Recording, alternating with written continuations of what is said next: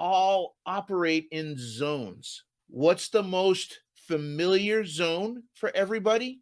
It's the comfort zone. And we've heard the comfort zone talked about for years and years and years about how it's really bad. Nothing happens there, and everybody thinks of the comfort zone, and they think of Al Bundy from Married with Children just sitting back with his hand tucked in on the sofa. And that's not necessarily true. The comfort zone is where it's comfortable. We know what's going on, we know what to expect.